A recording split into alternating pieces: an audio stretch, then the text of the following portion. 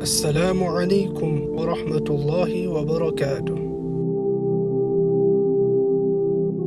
Nabi Adam alaihi salam merupakan manusia pertama yang diciptakan Allah. Adam diciptakan untuk menjadi khalifah atau pemimpin di muka bumi. Dikisahkan dalam kitab suci Al-Quran bahwa Allah bercakap-cakap dengan malaikat. Allah memberitahu malaikat bahwa akan ada penciptaan makhluk yang dinamai manusia. Manusia akan mengemban tugas sebagai khalifah di bumi. Malaikat protes, tidak setuju dengan hal yang direncanakan. Malaikat yakin kalau manusia hanya akan membawa bencana bagi bumi. Mereka akan membuat kerusakan, permusuhan, juga pertumpahan darah. Malaikat merasa keberadaan dirinya saja sudah lebih cukup sebagai ciptaan Allah. Karena mereka senantiasa bertasbih, memuji, dan mengagungkan Allah. Allah berfirman bahwa Dia mengetahui apa-apa yang tidak diketahui oleh malaikat. Seperti kita ketahui, manusia itu tercipta dari saripati tanah. Demikian juga yang diceritakan dalam Al-Quran Surat As-Sajdah ayat 7-9. Yang memperindah segala sesuatu yang Dia ciptakan dan yang memulai penciptaan manusia dari tanah.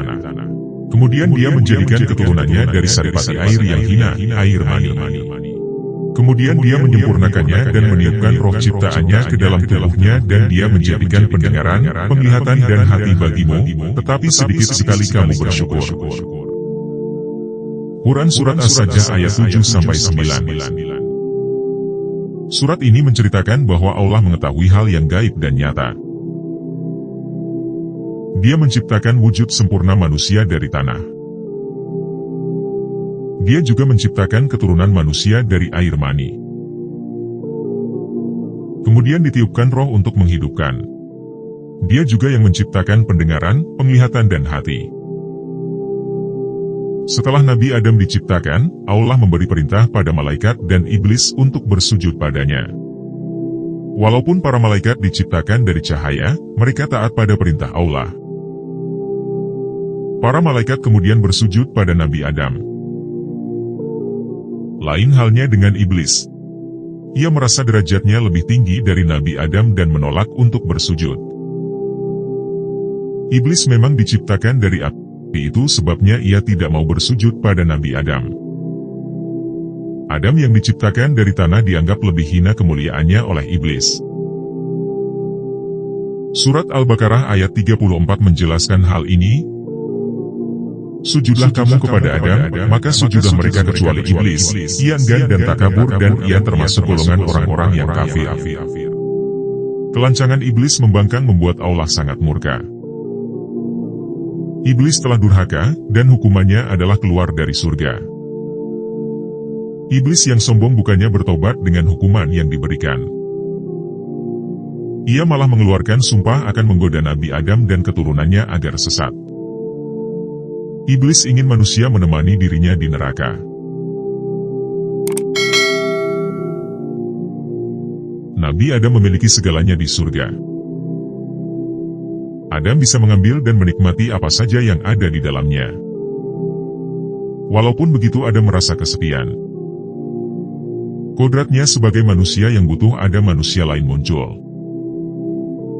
Adam menginginkan teman untuk menemani hari-harinya. Mengetahui Adam yang kesepian, Allah akhirnya menciptakan Hawa. Hawa diciptakan dari tulang rusuk Nabi Adam ketika sedang tidur. Nabi sangat senang dengan kehadiran Hawa. Hasratnya sebagai manusia yang butuh pasangan jadi terjawab. Allah mengizinkan Adam dan Hawa untuk menikmati apa saja yang ada di dalam surga, terkecuali pohon huldi. Allah berfirman, "Wahai Adam, tinggallah engkau dan istrimu di surga ini. Dan makanlah makanan-makanan yang banyak lagi baik di mana saja yang kamu sukai, dan janganlah kamu mendekati pohon ini, yang menyebabkan kamu termasuk orang-orang yang zalim." Pohon huldi adalah pohon pengetahuan hal yang baik dan jahat. Ada maksud tertentu dari larangan yang Allah berikan pada Adam dan Hawa. Mengetahui larangan Allah, setan memanfaatkan hal ini untuk menggoda keimanan Adam dan Hawa. Sesuai dengan tekadnya untuk menggoda manusia sepanjang masa. Setan kemudian berbisik pada Adam dan Hawa tentang keistimewaan pohon huldi. Kisah ini tertulis di Al-Quran Surat Taha ayat 120.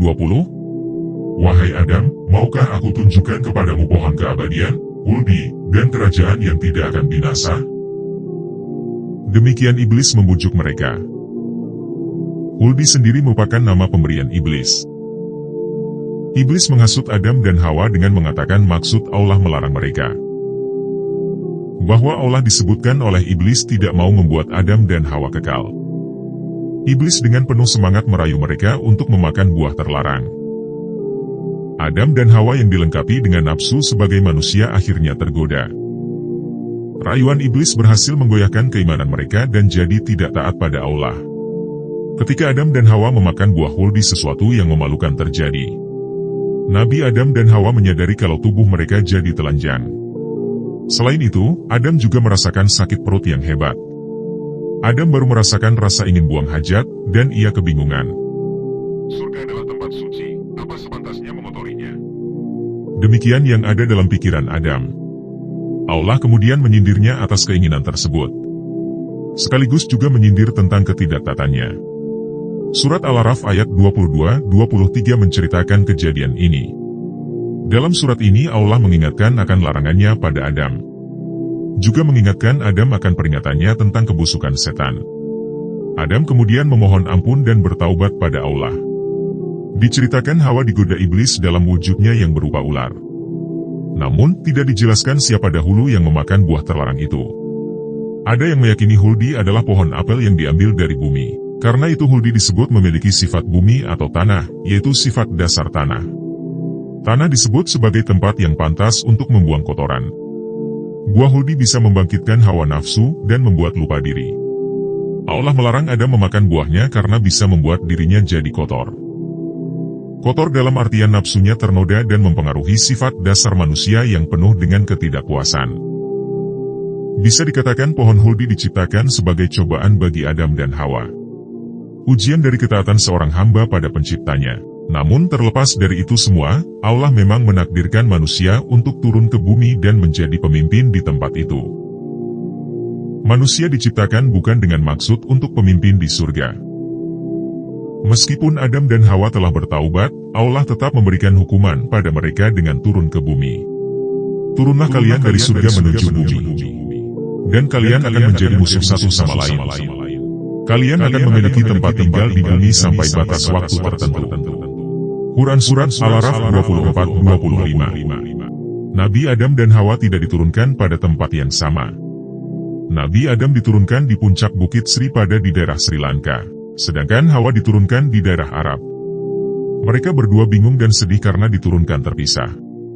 Namun, Adam dan Hawa yakin satu sama lainnya akan saling bertemu lagi. Lalu setelah 40 hari mereka pun dipertemukan kembali oleh Allah di Jabal Rahmah. Nabi Adam dan Hawa memulai kehidupan baru sebagai manusia biasa. Diceritakan mereka diturunkan ke bumi dengan membawa dosa atas ketidaktaatannya di surga. Disebutkan pula Allah menghukum Adam akan bersusah payah untuk mencari nafkah. Hawa dihukum akan merasakan sakit pada saat melahirkan anak-anak. Sedangkan ular yang menggoda mereka dihukum berjalan dengan perut selamanya di bumi. Dosa yang pada akhirnya menjadi takdir bagi manusia. Kaum laki-laki dengan kewajiban menafkahi, dan kaum wanita berkewajiban mengurus anak-anaknya. Adam dan Hawa kemudian belajar bercocok tanam juga cara bertahan hidup di bumi. Mereka juga melahirkan anak-anaknya. Allah memperlihatkan kuasanya dengan memberi mereka anak sepasang-sepasang. Setiap Hawa mengandung pasti melahirkan anak kembar. Dari kisah Nabi Adam ini terdapat sejumlah hikmah yang bisa diambil.